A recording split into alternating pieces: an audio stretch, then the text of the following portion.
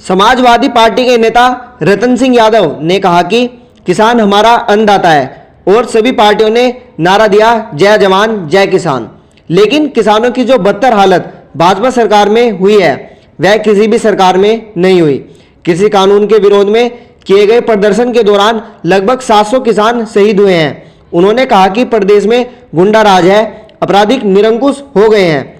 जनता समझ चुकी है आने वाले 2022 के चुनाव में समाजवादी पार्टी को 350 सीटें हासिल होंगी और प्रदेश में समाजवादी पार्टी की सरकार बनेगी।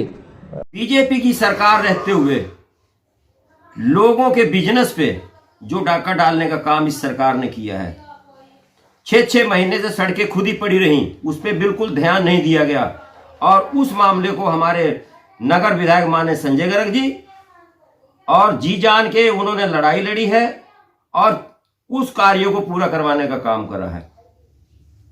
और मैं आपको भरोसा दिलाता हूं कि समाजवादी पार्टी पूरे उत्तर प्रदेश में पूरे बहुमत के साथ जिन पार्टियों से गठबंधन होने जा रहा है उनके साथ, चाहे हमारे जो है शिवपाल माने शिवपाल जी हो,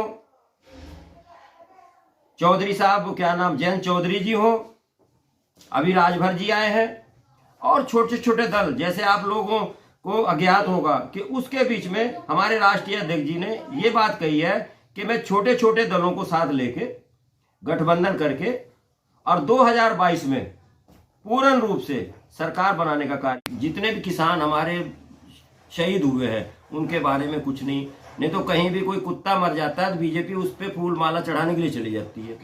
तो क्या किसानों की दुर्दशा इस तरीके से जो करने का कार्य बीजेपी कर रही है, तो क्या हमारे किसान हमारे अन्नदाता नहीं है?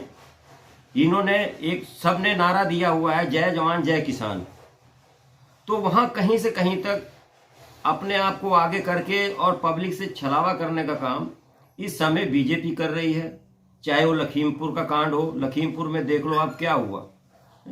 ये हमें गुंडा कहते हैं, हमारी सरकार को गुंडा कहते हैं, महागुंडे खुद अपने आप को महागुंडे के रूप में ये जाने जा रहे हैं। पूरे उत्तर प्रदेश के अंदर लाइन ऑर्डर की धज्जियां उड़ा रखी हैं इन लोगों ने। छोटी छोटी बच्चियों के साथ बलात्कार हो रहा है, क्या ये लाइन ऑर्डर है इनका?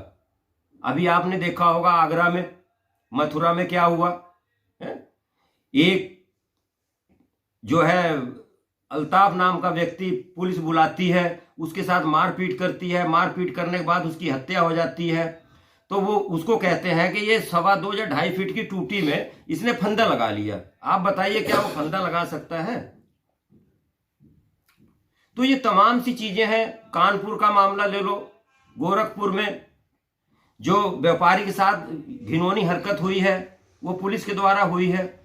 तो ये सब तमाम सी चीजें, एक बीजेपी का संरक्षण मिला हुआ है गलत कार्य करने के लिए।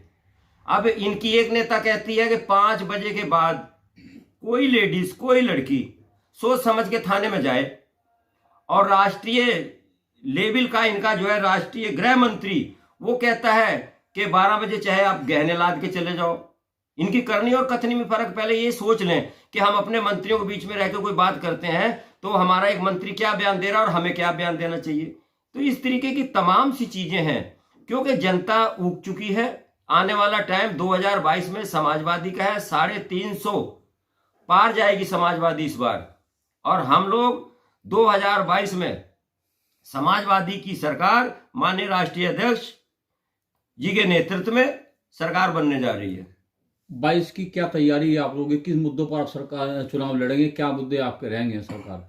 हमारा मुद्दा, हम हमेशा से संघर्षवादी हैं। समाजवादी पार्टी का एक एक कार्यकर्ता संघर्षवादी है, और हमारे सभी जितने भी कार्यकर्ता समाजवादी पार्टी के जिले से हैं वो सब लगे हुए हैं, और इस बार हम 7 की 7 विधानसभा जीतने का काम करेंगे।